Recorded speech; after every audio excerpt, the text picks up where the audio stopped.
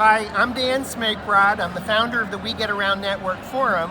Today is Thursday, May 31st, 2018, and we just finished day 2 of the 2018 Google Street View Summit. With me, hey Charles, good to see you again.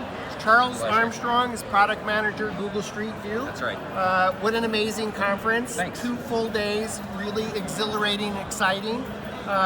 We've been in the moment about Google Street View today, but what does the next 10 years look like for Google Street View? Well, it was an honor to have Ray Kurzweil speak yesterday. He's quite the visionary. He seems to really have a good understanding of the pace at which society is advancing. And I walked away with 3 sort of pillars of advancement that are likely to converge in the next 5 to 10 years. One is the ability to scan the world's surface at a very high degree of fidelity.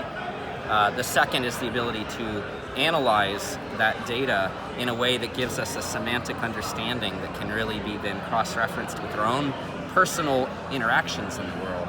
And the third then is to be able to represent that in new augmented ways that really interact much more intimately with our own sensory perception. So it's a lot of augmented reality and high accuracy understanding of the world, but the combination of these things and machine learning coming together are going to be transformative. I am convinced that the next 5 to 10 years will see us interacting with our world in pretty profound new ways.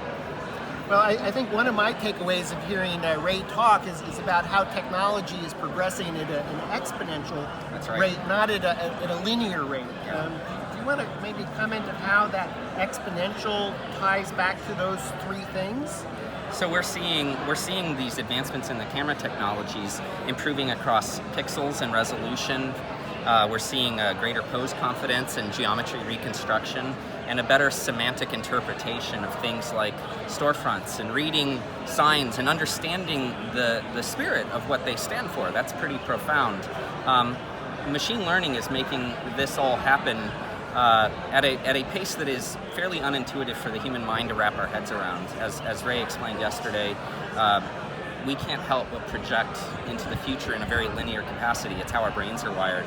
But that's not what's happening. If you look back 25 years, that period of progress is much more profound in terms of what we've accomplished compared to the century before it.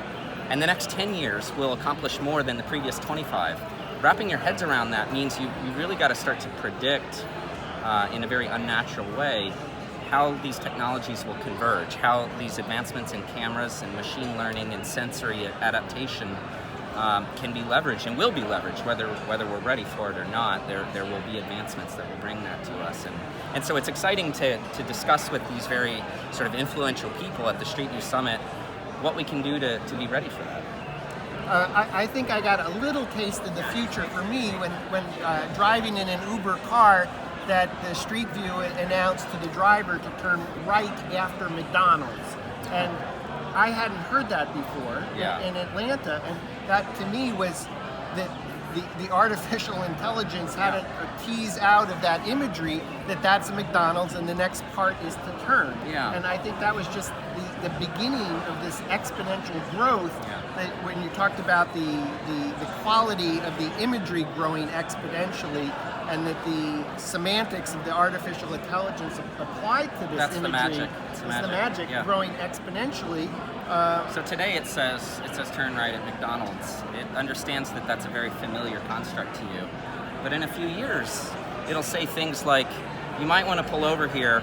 They've got the Happy Meal prize that your daughter really likes. And while you're at it, keep in mind that you've earned the bonus bucks, or you have the Groupon that your aunt gave you. You might as well use it. I don't know why we're picking on McDonald's here, but that greater and deeper understanding is possible when you compare that personal graph and the social graph. And you can only do that when you have an intimate understanding of both. Yeah, so very exciting. Thank you for sharing that, Charles. It's good to see you. I'm Dan Smakebrod, founder of the We Get Around Network Forum, reporting for WGAN-TV in San Francisco. Charles, time to head to the after party. Sounds good. Thanks. Good to see you. Bye.